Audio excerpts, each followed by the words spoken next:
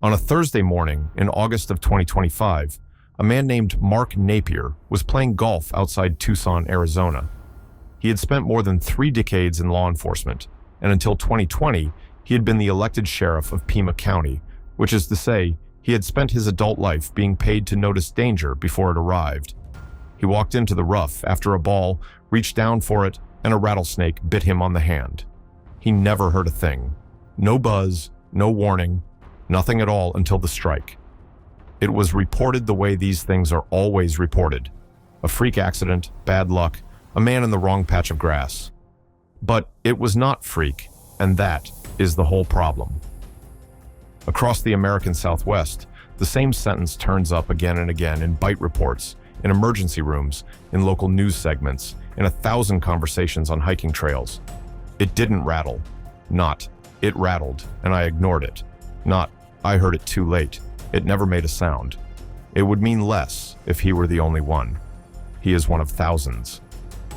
In the spring of 2026, Ventura County, California, recorded 6 rattlesnake bites in barely 30 days.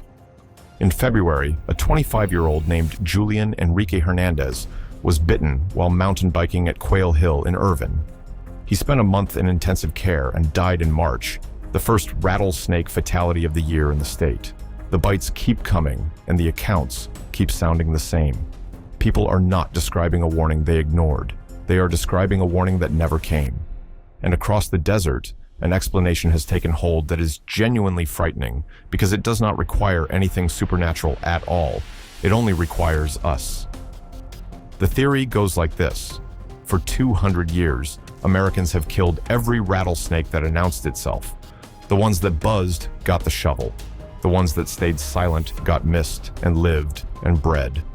And so, one generation at a time, we manufactured a rattlesnake that does not rattle.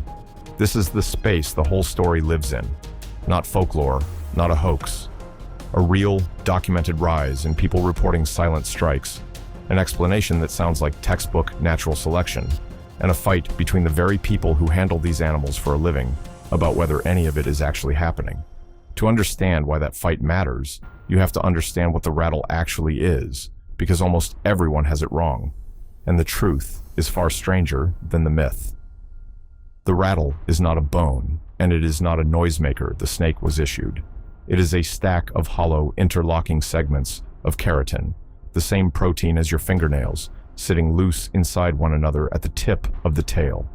A new segment is added every time the snake sheds. When the tail vibrates, the segments knock together, and the sound comes out of nothing but dead tissue rattling against itself. And for 100 years, biologists read that sound the obvious way, a warning light. I am here, go around. Then, in August of 2021, a team led by the neurobiologist Boris Chagnot at the University of Graz published something in the journal Current Biology that took the obvious reading apart. Chagnot had noticed, while visiting an animal facility, that the snakes changed their rattling as he walked toward them, and changed it back as he walked away. So his team built experiments, a human-like torso, a looming black disc, and finally a virtual reality grassland with a hidden virtual snake in it, and 11 volunteers asked to walk toward the sound and stop when they believed they were about a meter away. As the threat approached, the rattling climbed steadily to around 40 hertz, and then, at a certain distance, it did something no one expected. It jumped, abruptly, discontinuously, into a much higher band, somewhere between 60 and 100 hertz. And that jump fooled every single participant. The human auditory system is biased to hear a sound that grows louder as something moving fast toward you, and the snake's sudden frequency shift exploits that bias, making the listener believe the snake is far closer than it is. Chagnot compared it to the reversing sensor in a car, the beep that quickens as you approach the wall behind you. The snake, he said, evolved a distance warning device, honed by thousands of generations of encounters with large mammals, leaving behind those snakes best able to avoid being stepped on. So the rattle was never a simple alarm. It is a deliberate, sophisticated piece of interspecies deception tuned specifically to the ears of animals like us. which makes the question of its silence much heavier than it first appears. If a snake goes quiet, it has not merely failed to warn you, it has withheld the single most refined defensive instrument in its arsenal, and the reason people believe we caused that has a place and a date and a body count. In 1958, in Nolan County, Texas, a group of farmers and ranchers who felt overrun by rattlesnakes organized a hunt. The Sweetwater JCs captured 3,000 western diamondbacks that first year and then discovered they had no efficient way to kill them. They pumped pickup truck exhaust into the enclosed pens, and the animals simply refused to die. So they moved to garden hose, then to lawn edging blades. Today, they use machetes. That event never stopped. The Sweetwater Rattlesnake Roundup has run for more than 60 years and bills itself as the largest in the world, drawing tens of thousands of visitors and millions of dollars into a town of about 10,000 people. More than 100 tons of western diamondbacks have been turned in over its history, 250,000 animals or more. Many are collected by gassing, pouring gasoline down into dens to flush out everything inside, which kills not only the snakes, but every other creature sheltering in the hole. Each year, a Miss Snake Charmer is crowned, and the winner, usually a high school student, beheads and skins a rattlesnake in front of the crowd and presses a bloody handprint onto the wall. Sweetwater is the most famous, but it was never alone. In 1980, Texas had at least 40 roundups. Today it has 5. Public outrage has closed most of them or converted them into no-kill festivals, but the damage was done across generations, and it was not confined to Texas. Timber rattlesnakes have been wiped out entirely from Maine, Rhode Island, and Delaware. Eastern diamondbacks now occupy roughly 3% of their historical range. Tom Weaver, curator of herpetology at the Arizona Sonora Desert Museum, puts it about as plainly as it can be put.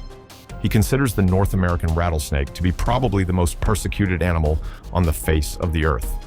So the mechanism the believers propose is not fantasy. It is the most basic engine in biology.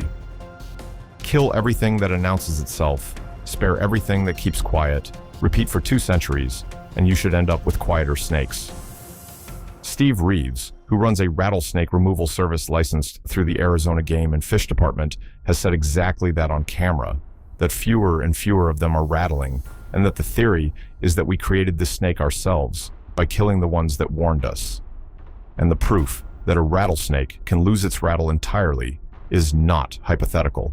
It exists, and it has a name. On Santa Catalina Island in the Gulf of California, there lives a rattlesnake that does not rattle.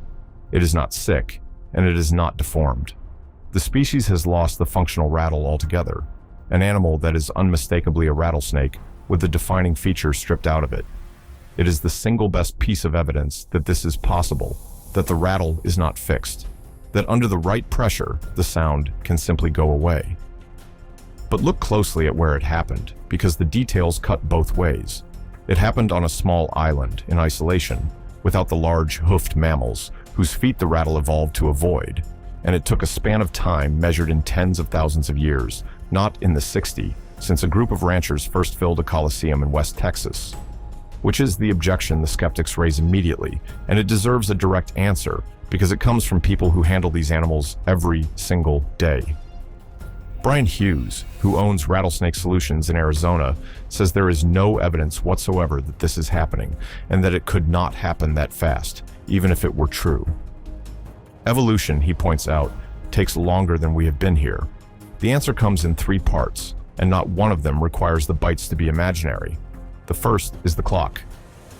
For a population to genuinely evolve out of its rattling behavior, the tendency would have to be heritable. It would have to vary meaningfully within the population, and the quiet snakes would have to outsurvive and outbreed the loud ones by enough, for long enough, to shift the whole gene pool. No study has demonstrated any of that. 60 years of roundups is a blink in the life of a species. The second is the baseline, and it is the part almost nobody knows. Rattlesnakes rarely rattle in the wild, and never did. Hughes has said flatly that the majority of rattlesnake encounters a person has out there are ones they never even know about. The animal is an ambush predator that survives on stillness and camouflage. Announcing its position is the last thing it wants to do. It rattles when it is cornered and has run out of better options, And sometimes, as Hughes notes, it skips the posturing entirely, especially when a hand comes down on it while somebody's reaching for a golf ball. The third is what happens inside our own heads. You hear that rattlesnakes have stopped rattling. Then you see one, and it does not rattle. And that single encounter feels like proof, when it is simply the ordinary behavior of an ordinary snake, now filed under a story you were already carrying. People are also far worse at spotting these animals than they believe. Even experienced outdoors people walk past most of the snakes they encounter. So the sample everyone is reasoning from is not the rattlesnakes of the Southwest. It is only the ones that were noticed. Honesty requires saying plainly what the skeptics get right. There is no study anywhere showing a documented genetic shift towards silence. The claim has been repeated by national radio, by cable documentaries, by local news, by removal companies, and by millions of people who heard it once, and repetition is not evidence. Snakes born without functioning rattles usually have an injury or a deformity, a tail broken by a predator that failed, a kinked or atrophied tip, not a new evolutionary trajectory. And the framing that the desert is filling with silent assassins gets the animal exactly backward. As Weaver puts it, everything we have built out there is built on their habitat, and the snake bites as a last resort because it does not know what you are. But conceding all of that does not make the fear irrational, and here is the part everyone gets wrong in the other direction. Mark Napier was telling the truth. It did not rattle. The bikers and the hikers and the ranch hands and the kids in the yard are all telling the truth. What is false is not the experience. What is false is only the explanation, because the real claim is narrower and far harder to live with. The science does not say we have bred a silent rattlesnake. It says something more precise. It says the rattle was never a promise. It is a last resort bluff that a cornered animal may or may not choose to use, and America built an entire safety culture, a whole folk instruction handed from parent to child, listen for the rattle, on a sound the snake was never obligated to make. The warning system everyone grew up trusting was never a warning system at all. It was a courtesy offered inconsistently by an animal that would much rather you never found it. So it ends where it began, on a golf course outside Tucson on an ordinary Thursday morning, with a man who spent 30 years learning to see danger coming, reaching down into the grass for a ball. There was no sound. There was never going to be a sound. The snake did what rattlesnakes have always mostly done, which is nothing at all, lying still in the one place nobody was looking, in the country we built on top of it, keeping the secret it has always kept, right up until the moment it did not.